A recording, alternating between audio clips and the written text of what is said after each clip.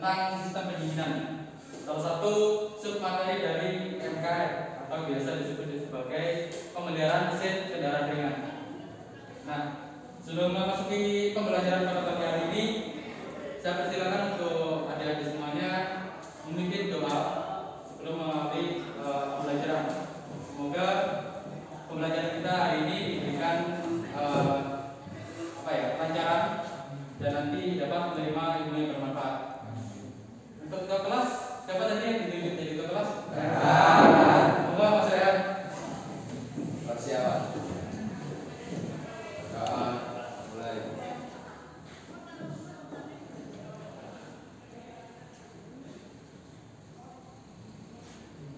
Selesai.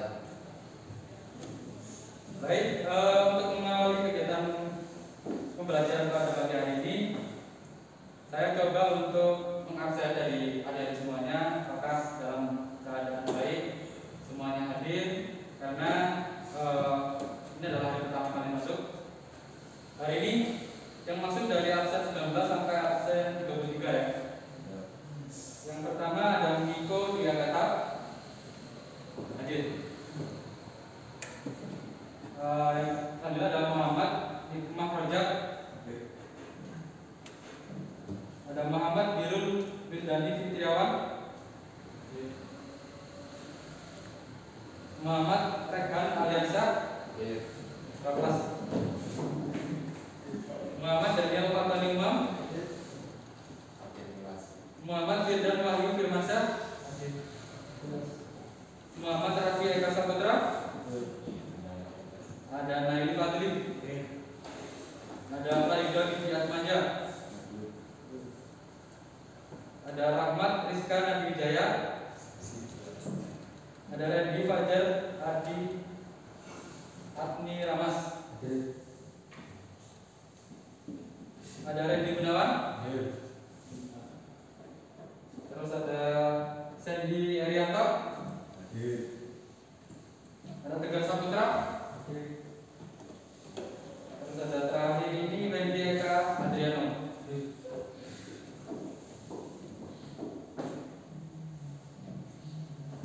Jadi di sini Mas akan jelasin tentang apa itu sistem pendinginan. Nah, itu kenapa penting? Karena sistem ini merupakan komponen atau sistem yang utama dari sebuah engine, kayak gitu. Mungkin hari ini teman-teman yang ada di sini sudah diberikan berkah, karena nggak semua teman-teman kalian yang di luar memiliki kesehatan yang sama seperti kalian. Ada teman-teman kakak juga hari ini ada yang sakit, bahkan ada yang sampai meninggal, bahkan ya kalian harus alhamdulillah dengan kondisi kalian sekarang bisa tetap untuk belajar walaupun masih banyak kendala-kendala, ya kan? Kemarin masih ada daring, kita sama. Mas juga di Univ juga masih belajar, sama masih daring juga, jadi masih punya banyak keterbatasan.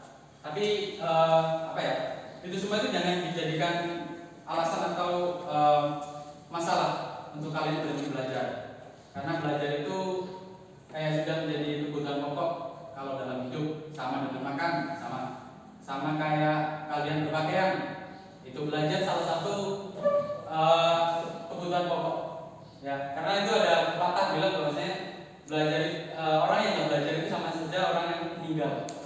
Ada yang sampai seperti itu. Kalau kalian tahu, di Jepang ada 3 hal yang paling ditakuti oleh orang Jepang. Ada yang pernah tahu? Apa aja? 3 hal ini. 3 benda yang paling ditakuti orang Jepang. Ada yang tahu? Suka dengan anime Jepang? Jepang itu negaranya makmur, negaranya sejahtera kan? Orangnya sangat produktif, punya brand mobil Toyota, Honda, semuanya dari Jepang. Alat-alat elektronik semua dari Jepang. Tapi ada 3 hal yang paling ditakuti oleh orang Jepang. Ingin tahu? Yang pertama adalah senjata. Orang Jepang paling takut dengan senjata. Alasannya adalah senjata adalah simbol dari kekuatan. Makanya siapa yang punya senjata, maka dia yang paling kuat. Hari ini Amerika Serikat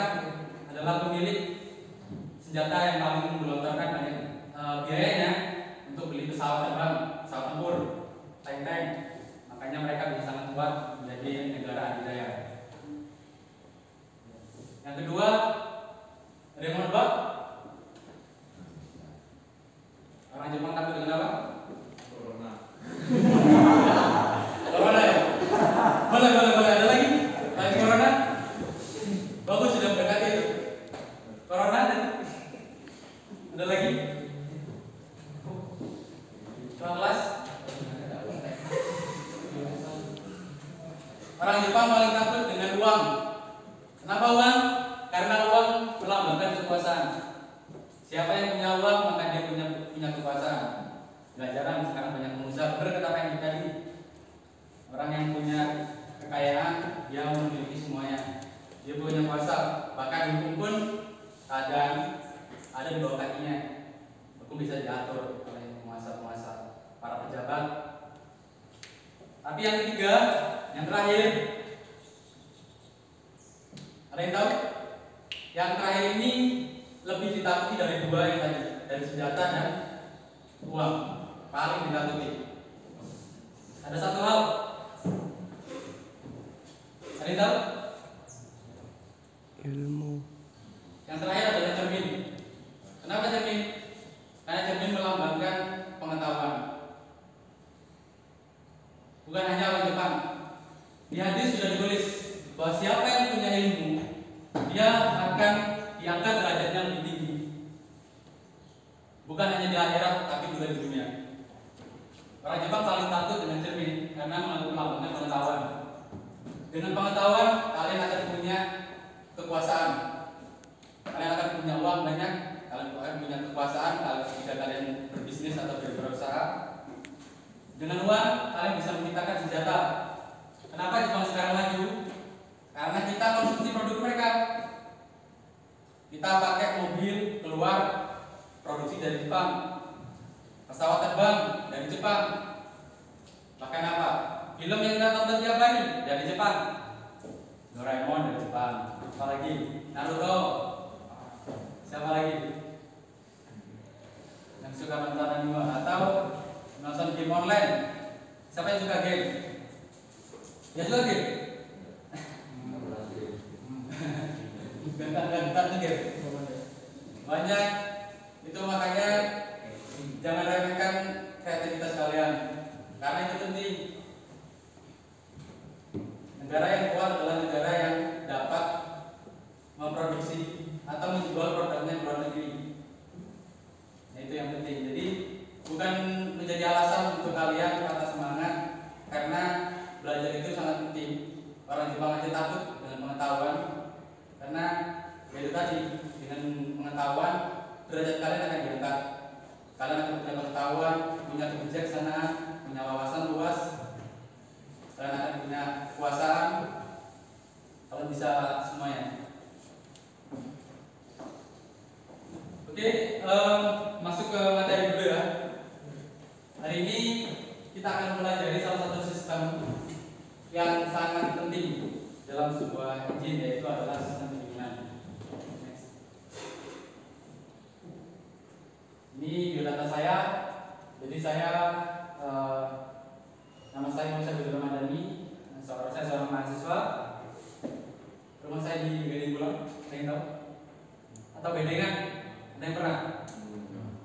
Ke Bedengan. Biasanya suka dipakai untuk kemah. Oh, pernah ke Bedengan? Belum ada yang pernah ya? Biasanya ada banyak jeruk sih di sana. Wisata petik jeruk di desa saya banyak, di daerah Dau.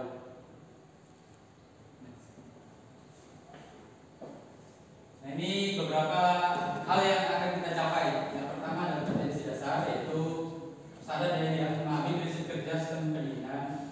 Yang kedua adalah merawat secara berkala pada sistem perizinan.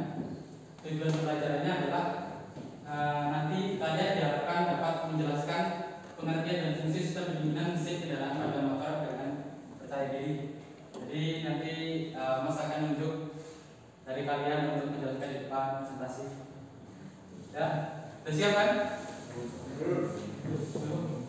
Nanti review aja kan, habis saya presentasi lanjut kalian ulangi apa yang saya presentasikan. triple.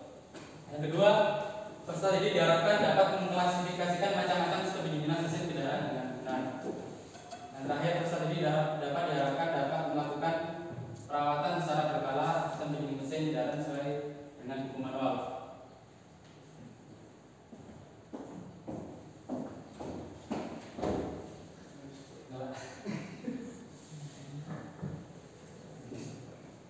Ada yang bawa minum nggak apa? Minum aja.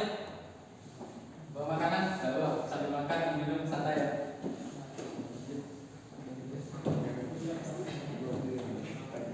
Apa mau ini minum dulu?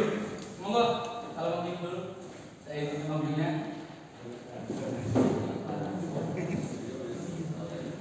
Lanjut ya. Lanjut. Pertama, apa itu sistem pendinginan? Ada yang tahu? Sistem pendinginan mesin? Ada yang pernah dengar? Apa ingin? Ayo. Apa itu sistem pendinginan? Jangan takut salah. Ke kelas? Ayo tahu apa? Apa itu sistem pendinginan?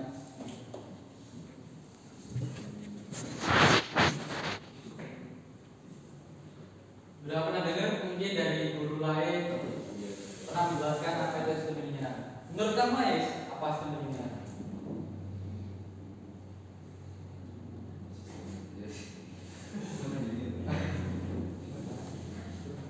Apa itu sistem pendinginan? Oh. Apa kamu? Mau jawab Pak? Ayo jawab Pak. Apa itu sistem pendinginan? Menurut kalian Ais?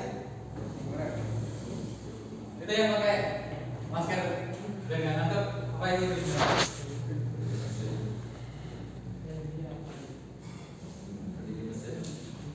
Pendinginan mesin, nggak boleh.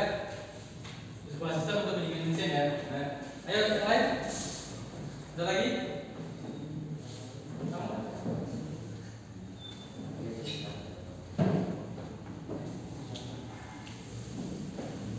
Nah, sistem pendinginan adalah suatu sistem yang berfungsi untuk menjaga supaya temperatur mesin tetap dalam keadaan ideal atau dalam keadaan maksimal ya. Jadi mesin itu punya apa? Punya suhu ideal. Yang dimana jika mesin dalam suhu ideal itu akan mencapai performa yang maksimal. Nah, fungsinya sistem pendinginan ini yaitu untuk menjaga supaya mesin tetap dalam keadaan optimal. Kenapa ini penting? Karena ini salah satu sistem yang dapat berpengaruh dalam kinerja mesin. Sistem yang nggak terlalu apa ya? Kalau dalam perkembangan teknologi itu sistem pendinginan nggak terlalu banyak perubahan. Cuman ada beberapa komponen yang memang diautomatisasikan. Tapi percayalah, kayak pengalaman saya dulu di bengkel, saya pernah dulu di bengkel bis Damri, yang mana tahu? Bis Damri. Itu di Malang Kota. Itu hampir tiap kali ada kerusakan di radiator. Radiator itu adalah salah satu komponen di sistem pendingin. Itu untuk mendinginkan air pembilas atau coolant. Itu kalau ada kerusakan, kami selalu pergi ke bengkel radiator spesialis untuk menambal radiator atau memperbaiki radiator rusak, khusus dispesifikkan ke radiator.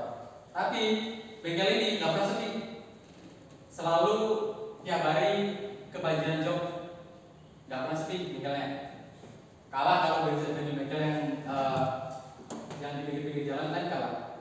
Ini kalau ada kerusakan di radiator atau bocor ya, diantar ke sana pagi, selesainya entah sore, atau bahkan kalau kerusakannya parah bisa besoknya, saking ramenya.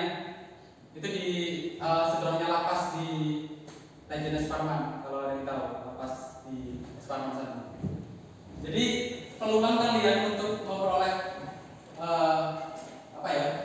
bersaing di dunia industri itu sangat besar. Jadi nggak perlu kalian itu mempelajari semua sistem untuk dapat peluang itu. Cukup jadi satu sistem aja.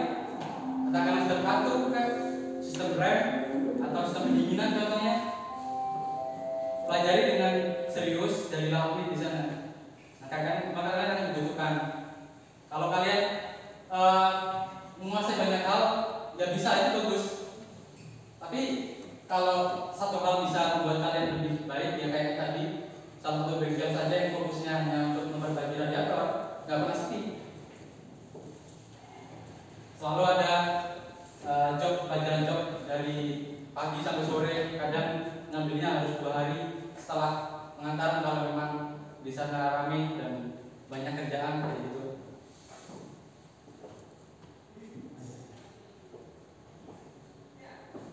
Sekarang adalah fungsi dari sistem pendingin. Kenapa sih perlu ada yang namanya sistem pendingin? Itu yang pertama, sesuai dengan definisi tadi, yaitu mencegah terjadinya overheat.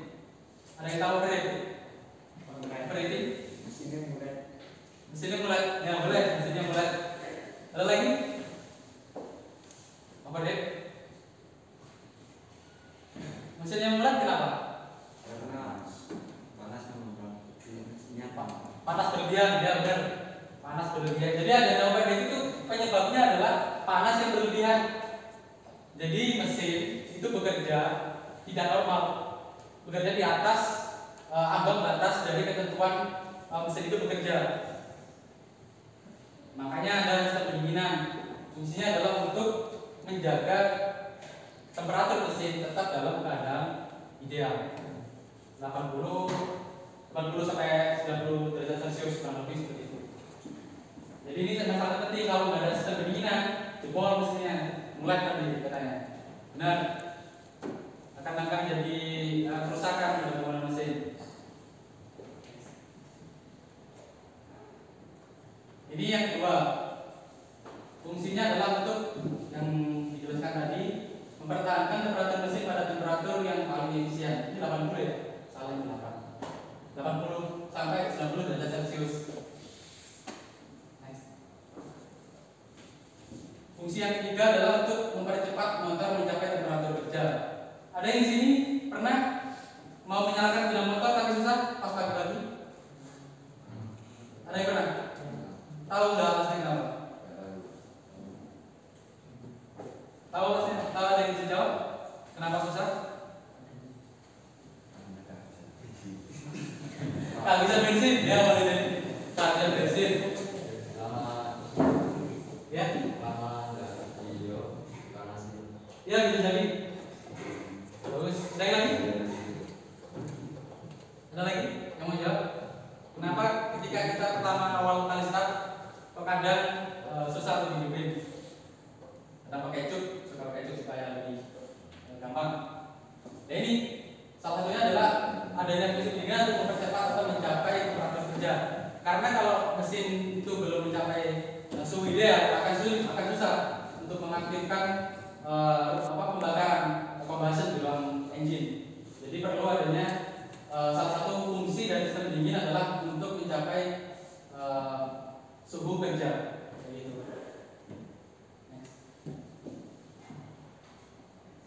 Ini distribusi energi pembakaran untuk pendinginan. Nah, kan banyak sekarang di apa ya? Jadi dari 100% total pembakarannya tadi itu enggak seluruhnya, ternyata enggak seluruhnya ya. Seluruhnya itu dihasilkan dan membuahkan energi. Jadi ketika kalian satu siklus pembakaran itu enggak semuanya habis untuk gerak atau memutar poros engkol nanti ke roda-roda, enggak semuanya seperti itu. Nah itu yang kan ada tulisan itu yang efektif berarti kan yang ini yang efektif itu hanya 20% yang memang mereka berpotensi untuk menjadi gerak atau laju kendaraan, cuma 25%. Nah terus yang 75% kemana? Nah ini sudah dibagi. Yang 6% untuk hilang karena gesekan antar sisi terpental, itu hilang sebesar 6%. Yang 34% hilang melalui gas buang, knalpot 25%. Yang 32 hilang di sistem pendinginan yang akan kita bahas berikut ini. Yang 3% lain-lain.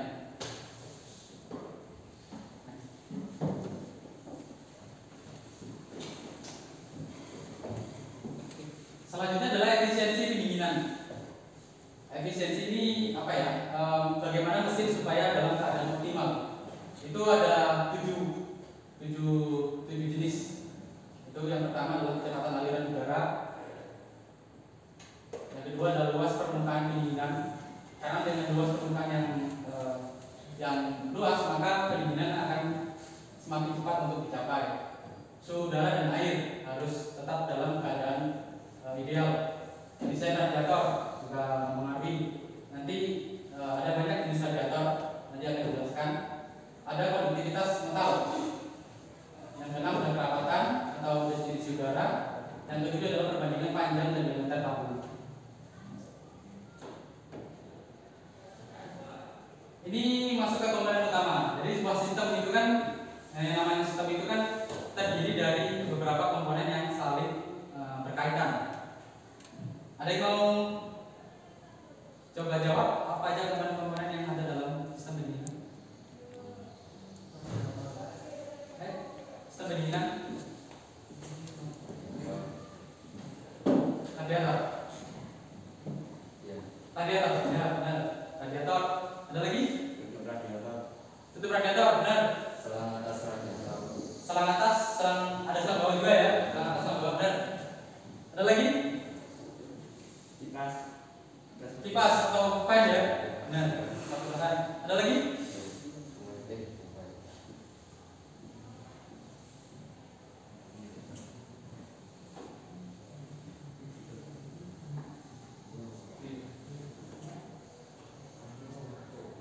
Yang ngatur ini, ngatur masuk keluarnya air, katup. Iya, katup. Oh. Bukan. Yang ngatur suhu, ada yang tahu? Kita saja ya, gitu ya. Nah ini yang dikatakan radiator. Coba dibaca radiator. Radiator berfungsi sebagai alat untuk mendinginkan air yang telah menyerap panas dan mesin dengan cara membuang panas air tersebut melalui sirip-sirip pendinginnya. Jadi fungsi dari radiator ini adalah untuk melepas panas. Kan tadi air sudah disirkulasikan ke engine untuk mengurangi panas. Nah, radiator ini fungsinya secara umum adalah untuk melepas panas tadi, menekan panas supaya panasnya tidak terlalu tinggi, dan sekitar 30-40 derajat Celcius. Ini ada jenis radiator. Di sini ada radiator jenis vertikal. Jadi kan di radiator ada sirip-siripnya itu, kayak kalau di bahasa Inggris tawanan. Ada yang pernah lihat? Nah, itu ada dua macam.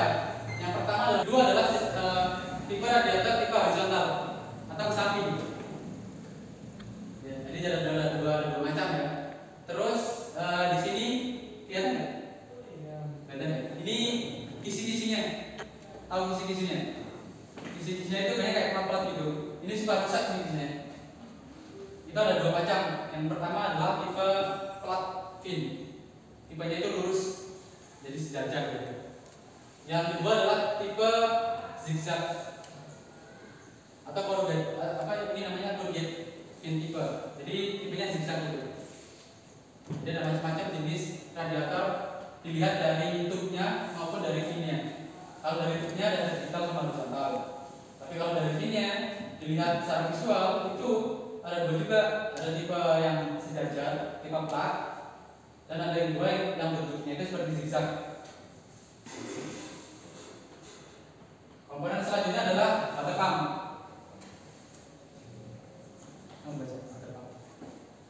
Untuk mensirkulasikan air pendingin dari radiator ke mesin yang digerakkan oleh tenaga dari rata-rataan panel. Nah, ini komponen yang paling penting juga ya dalam sirkulasi air pendinginan.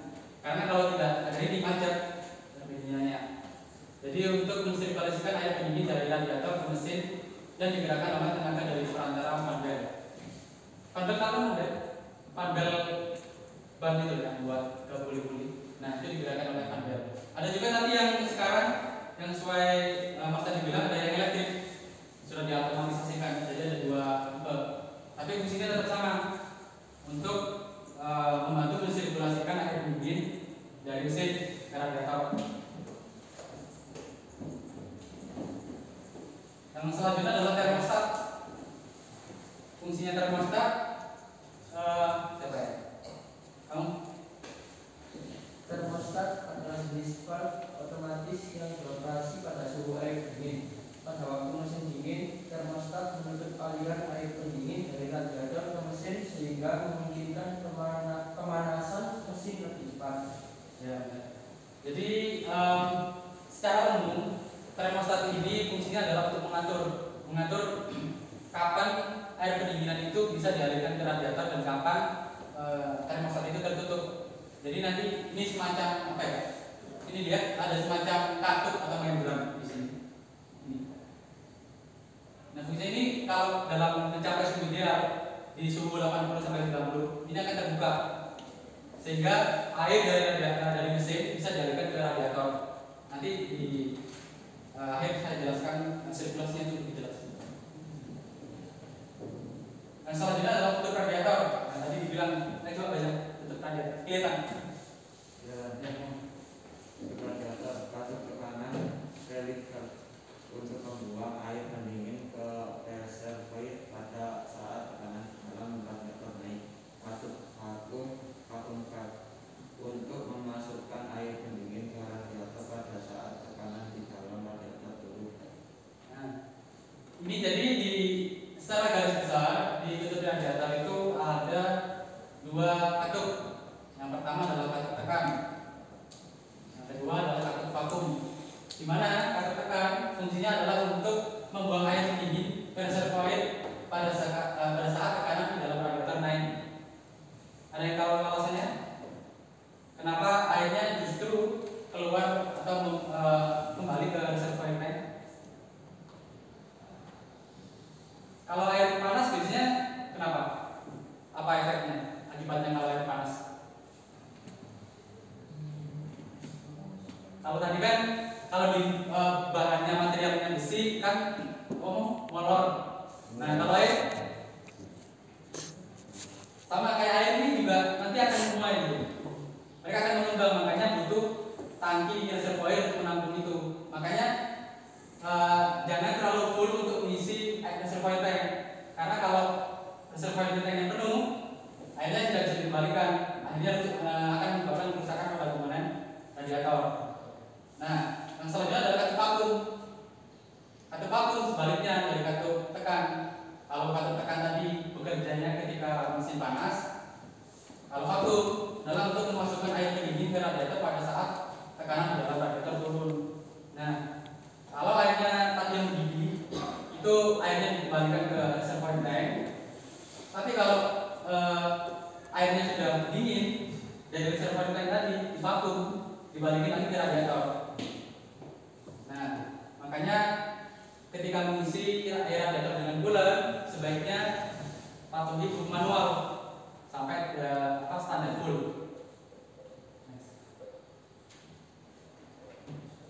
Reservoir tank. Nah, ini yang saya maksud tadi dengan apa ya? Tangki penampung. Saya baca yang masuk. Berfungsi untuk menampung kelebihan air dari radiator pada saat terjadi penguaian air di dalam radiator dan mengembalikan air ke radiator pada saat tekanan di dalam radiator turun. Nah, ini bekerja secara langsung ya dengan tutup radiator tadi. Jadi fungsinya secara umum adalah untuk menampung kelebihan air ketika suhu air mendidih dan untuk mengembalikan kembali atau menyimpan air atau coolant untuk dikembalikan ke radiator. Nah ini cooling fan. Jadi baca cooling fan. Untuk mensimulasikan mengalihkan udara melalui sirip-sirip yang radiator. Cara membalikan aliran udaranya ada dua cara. Satu dengan cara menggunakan kipas cooling fan, dua dengan kendaraan lari cepat. Cooling fan ada dua macam. Diputar menggunakan motor listrik, diputarkan oleh mesin dengan perataan tali kipas.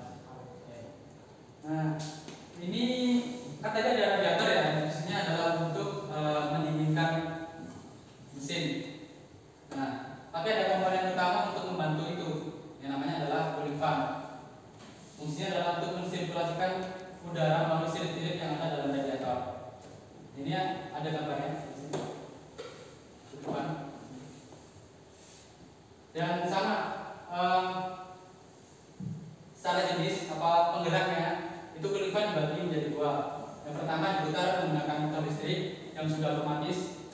Yang kedua diputar dengan fan belt tadi. Jadi fungsinya kelifan ini adalah untuk mempercepat proses pendinginan. Yang selanjutnya adalah water jacket atau main galeri ya. Banyak sih yang disebut sebagai water jacket, mantel air, macam-macam. Sedih baca. Ya.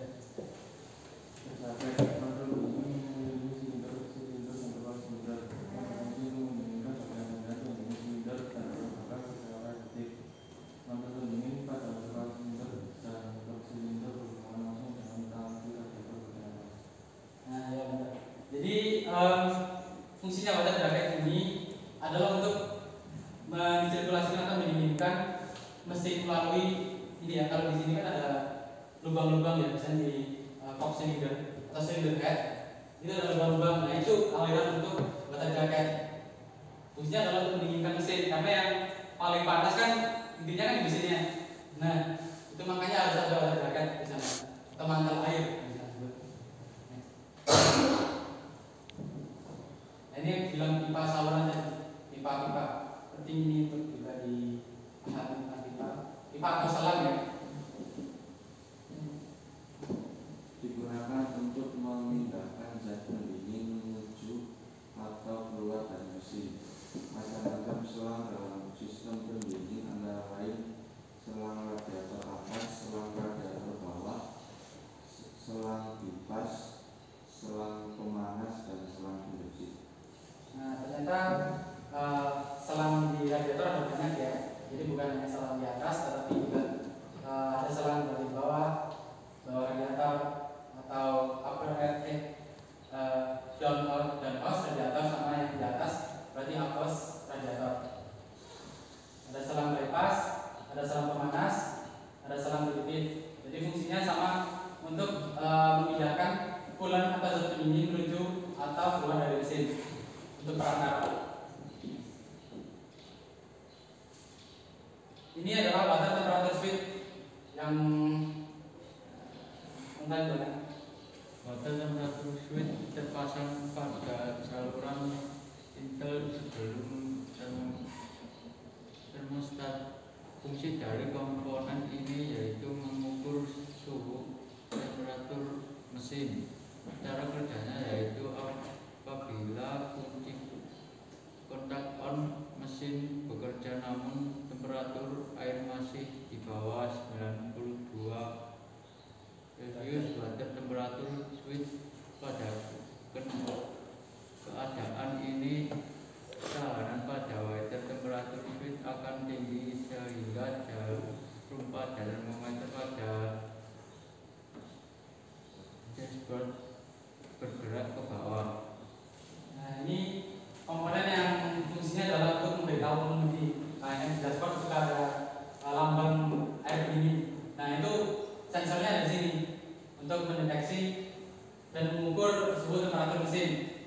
Nanti jarum pada termometer pada dashboard bergerak akan ke bawah. Jadi untuk memberitahu pengemudi apakah kondisi di dalam mesin itu seperti apa. Nah, itu adalah water temperature switch.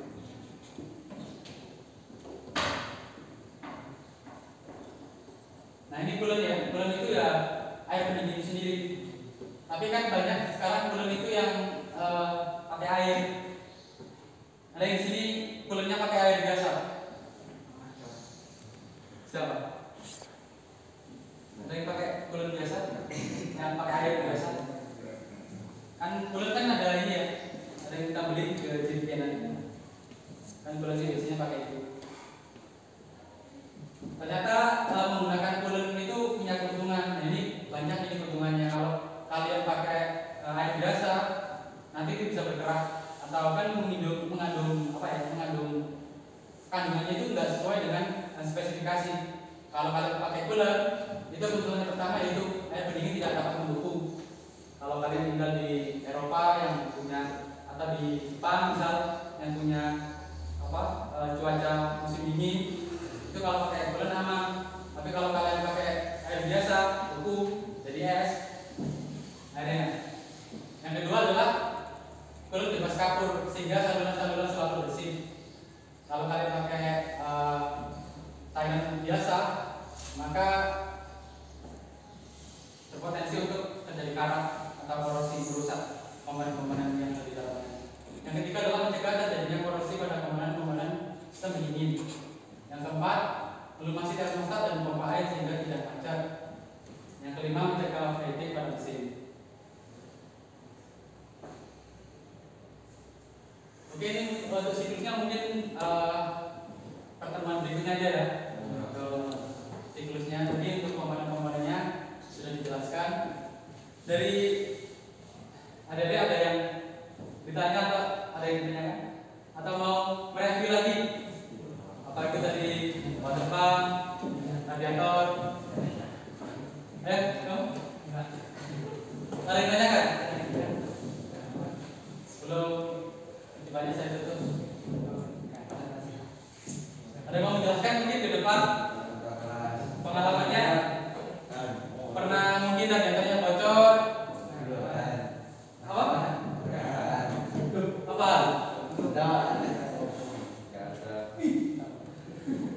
Pernah bocor radiator? Di mobil? Pernah? Mau jelasin? Ada yang mau tanyakan terkait dengan radiator? Atau mau mencoba untuk review?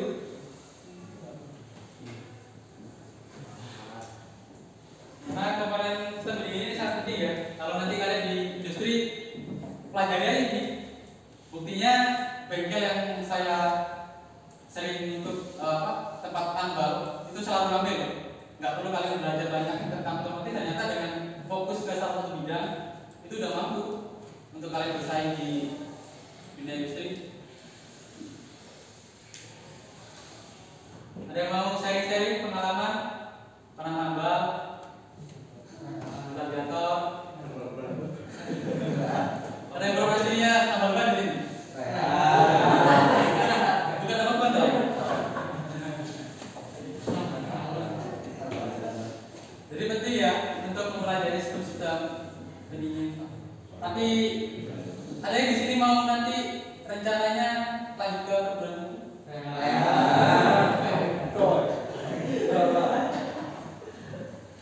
Atau semuanya kerja ya? Jadi penting ya untuk sedikit gambaran. Jadi per hari ini kan perkembangan dunia otomotif sangat cepat ya. Bahkan saat ini mesin-mesin pembakaran kayak bensin itu sudah mulai ditinggalkan. Kayak Jerman sekarang di 2030 VW itu sudah merencanakan bahwa di 2030 mereka akan berhenti memproduksi kendaraan berbahan bakar bensin. Mereka akan fokus untuk produksi kendaraan listrik. Ada tahu Tesla? Tahu. Tesla? Tahu. Apa Tesla? Mobil listrik, benar. Tesla adalah salah satu produk atau brand listrik yang paling sukses untuk mewujudkan apa itu mobil listrik. CEO-nya namanya Elon Musk ya. Itu seorang insinyur yang sangat brilian sekali menciptakan mobil listrik yang sudah merevolusi perkembangan dunia otomotif. Lalu bagaimana pendapat kalian dengan perkembangan teknologi ini? Nggak masuk. Nah, ada lagi? Apa tanggapan kalian atau langkah kalian untuk menanggapi atau untuk menanggapi perkembangan teknologi dari Tesla? Kalau sekarang kalian kan belajar tentang bahan bakar, tentang lain-lain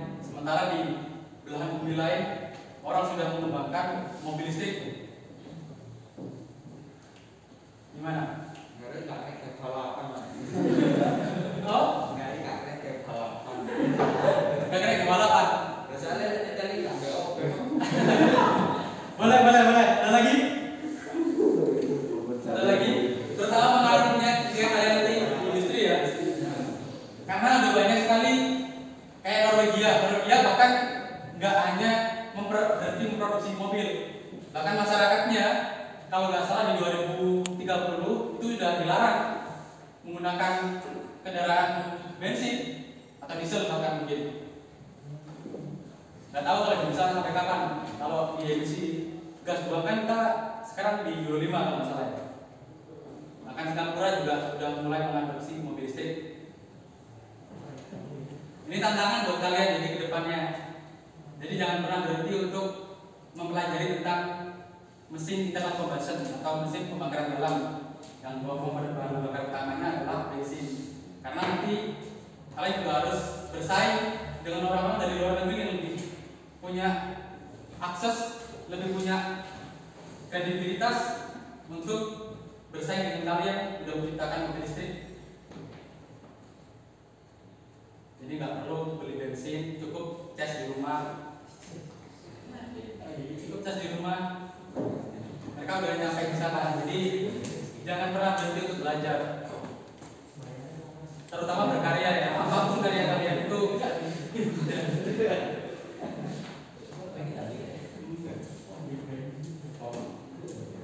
Di sini ada yang punya iPhone. Ada apa? Kamera itu kompor. iPhone. Ya, iPhone kan identik sekarang dengan brand mahal ya. Kalau ada itu teman yang sampai nggak sekolah karena nggak beli iPhone, nangis orang tuanya karena nggak beli iPhone. Apa iPhone? Ada yang punya iPhone?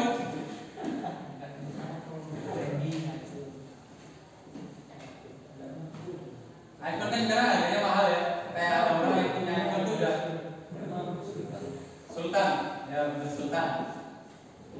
Ada yang tahu biaya pembuatan iPhone berapa? Biaya pembuatan iPhone?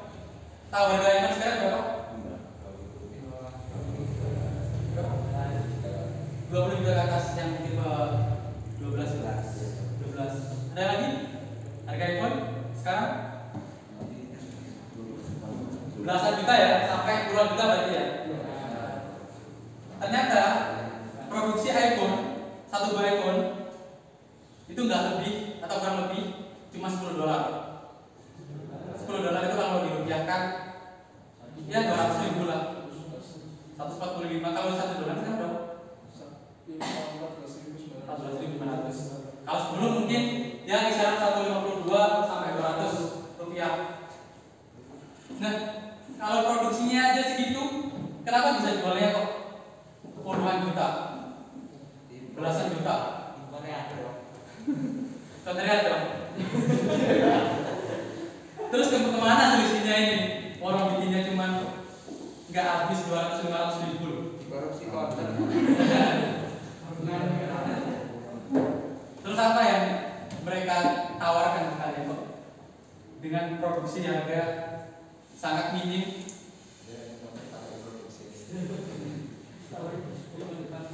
Selisih itu adalah inovasi, karya-karya inovasi. Makanya kalian jangan pernah berhenti untuk berinovasi. Kita di 2045 atau 2050 tepat 100 tahun Indonesia merdeka. Di sana akan ada bonus demografi, di mana angka produktivitas kayak kalian ini usia 18 sampai 40 akan lebih banyak daripada usia-usia lansia atau usia balita. Jadi pertanyaan adalah bagaimana persiapan kita untuk 2045, 2050? Bisa nggak nyiptain lapangan pekerjaan? Persaingan kerja akan semakin ketat kayak sekarang. Sekarang kerja di kafe banyak, nanti susah dulu.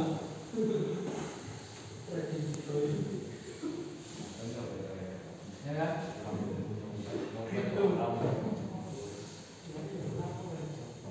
Jadi di 2045, di 2050 kita berkarya atas dasar inovasi, karya-karya inovasi, bukan karya-karya yang dihasilkan oleh keringat. Jadi pakai otak, berinovasi terus, pakai logika. Nah, di kelas itu contohnya.